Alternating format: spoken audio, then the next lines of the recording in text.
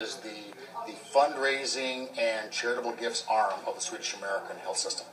Okay. We're the ones who raise all the charitable funds, and we're the ones that decide how that money is going to get spent.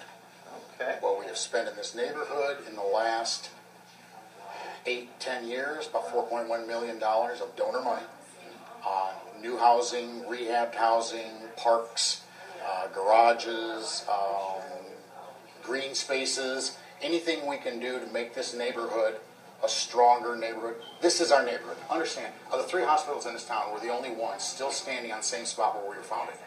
The other two have moved, and that's fine. They've moved, but we're still here. The original hospital is still inside our hospital over there. It's been added on to 17 times, but it's still there.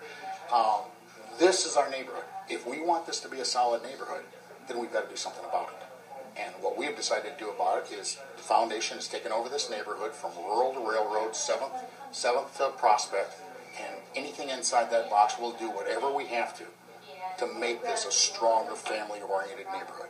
When we started, it was 35% owner-occupied, 65% rental. Today, it's 51% owner-occupied, 49% rental. Major crime has dropped 12% in this neighborhood in the last 6 to 7 years. Minor reported crime has gone up. The police tell us that's good because owners report minor crime, renters don't. This is the thing, and we have filled an awful lot of this with our own employees. And we know what kind of people we hire. Those are the kind of people we want living around us. They're good folks. We love our people, and we want to take care of them. Why was this house selected to be?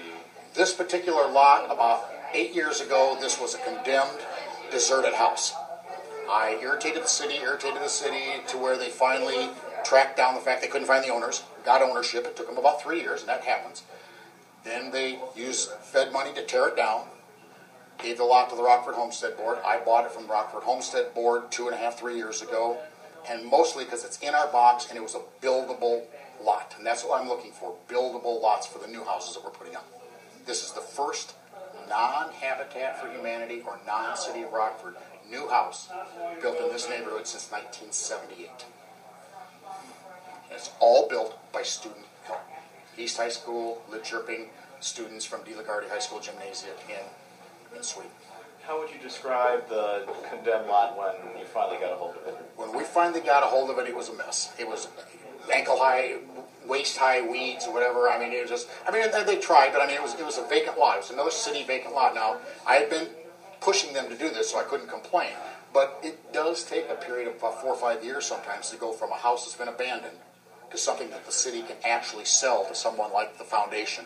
They've just done another couple of lots for us down on 8th Street.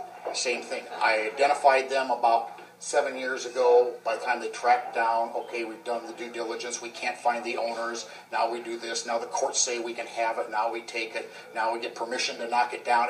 It's a long process. It protects the homeowner, obviously, that originally owned it, but at the same time, that house sits empty. An empty house in a neighborhood like this is an invitation to the kids to come inside, build fires in here, use it to do drugs. You don't want an empty house in this neighborhood if you can avoid it. And so we want to replace it with something like this. And we're going to put a brand new family in here. Sounds like it's a win-win-win situation. It's good for the students who worked on it, it's good for the neighborhood, and it's good for the hospital. This is a win-win-win and win for the city of Rockford. Because this was a vacant lot that was on the tax rolls at $5,000. I'm going to sell this house at $70,000 to an employee. Now you figure the math right there, what the tax difference is going to be for the city. It's going to be major. This is in the 7th Street TIF district, Midtown TIF district, so they will get the money, which helps do other projects in this area. Again, this is what you want. You want to build it up. You want to get good, solid people. You want to get owners. When you look at the house today compared to what it was like 3 or 4 years ago, what goes through your mind? We can do anything. That's why the next house, we're digging the foundation on the next house in a month, about 2 or 3 blocks north of us here, on another lot that somebody gave us a house. We tore it down, and now we're going to start building a Swedish design house on it. I had never thought of this project before. We got onto it. The East High kids had rehabbed 2 houses for us. Then we said, are you willing to try to build one? They said yes. Then we brought the kids in from Sweden. The program keeps building. The neat part is I keep getting phone calls from people saying, is there a way we can help with this project? And believe me, that really warms my heart. Anything else you think we should know? Anything else you'd like to say? Every dollar that we have spent in this neighborhood has all been donor money. There's not an operating dollar from the health system in this. And I just want to look at the camera, talk to the people out there who have given us the money to do this, and you know who you are, and say thank you. I hope we've done what you've asked us to do. And how do you apply to buy the house? Do you have to be an employee of Swedes? The first round will be a full-time employee of Swedes has been here more than 90 days off of probation, and then at that point, anyone. But the hospital will give them $5,000 down payment assistance.